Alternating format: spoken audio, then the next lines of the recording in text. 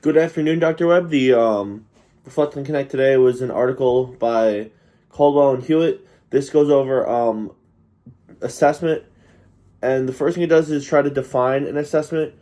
And what I really got from this is you can't look at an assessment as just a test. You have to use many different ways to do so to assess your kids and figure out their understanding of certain topics and how well they can play certain things and their skill level. So there's a lot of different ways to do this. One of the main key things that is discussed is observation and needing to be very observant at all times, even when they're just playing an ensemble in the classroom. You want to look over things like if they're playing the bowings right, if their hand shapes right, how their posture is, how they're sitting. Using observations is one of the main keys for assessment because if you are constantly observing the students, then you'll more easily be able to see their mistakes, and you'll also be able to see why they're doing things. Because if you are not focused on observing them and you are just hearing them, this might take longer for you to maybe fix these adjustments. Instead, if you hear a mistake while you're trying to look over the ensemble and you notice it and say you can make a quick adjustment then because of your observation. Observations can be done in many different ways. They can be done in the classroom by the teacher, just an informal observation or assessment. I mean, the students can be assessed informally, and you can figure out how they're doing and what they need to do. Other things can be things like playing quizzes, or even in lessons, you can have each student play individually. Another thing is things like adjudicated things, like if they played in NISMA or if there's a group NISMA, they'll help assess the whole ensemble. And then another thing it talks about is just the peer assessment, the students assessing each other. So that is something else that you can do is peer assessments, have the students help talk with each other. This might have the students be more receptive as well to listening to criticism and then trying to work with each other. So this not only helps the student who is doing things wrong because they might listen to their peers more, but being able to notice problems and distinguish them is a good trait for the students to have that are helping assess the other students if they're able to notice different mistakes are made and different ways to fix said students' things. There's a few different ways of assessment it goes as well.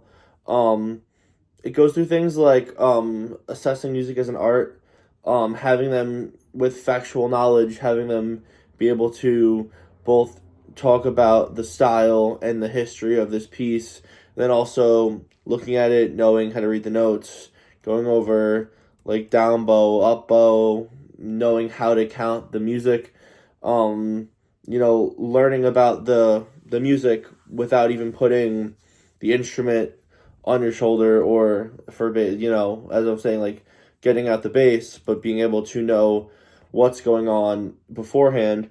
Another thing it talks about is musical skills, and this is actual performance skills and being able to play it, play what's on the page, play the rhythms, play the music, dynamics, stuff like that. And then it also goes over reading skills, being able to sight read the music as you're playing it, being able to understand what's on the page without maybe having to go over it and really slowly. And then there's also auditory skills, which could be like adjusting a pitch if you're out of tune, distinguishing when other people are out of tunes. There are a lot of different things as a music teacher that you can look at that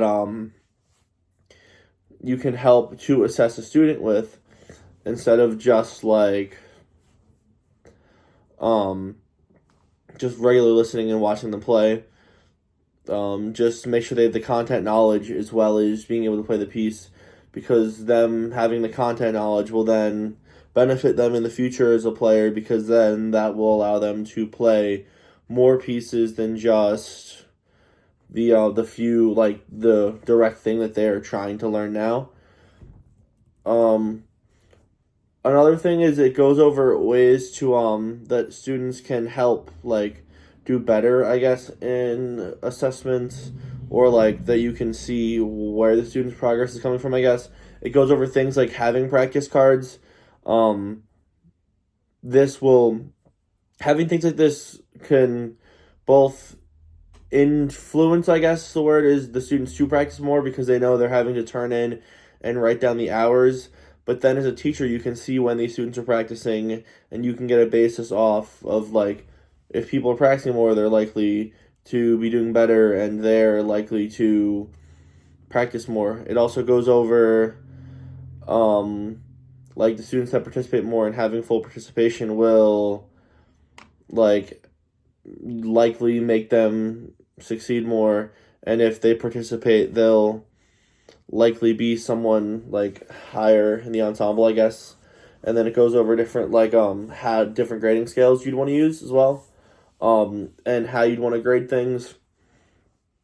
So if you want to just grade like an A through B, A through F scale, if you want to just like do like a looser grading system where it's mostly comment based and you're trying to just help out the students. Overall, this chapter discusses assessment, different ways to do it. Um, yeah.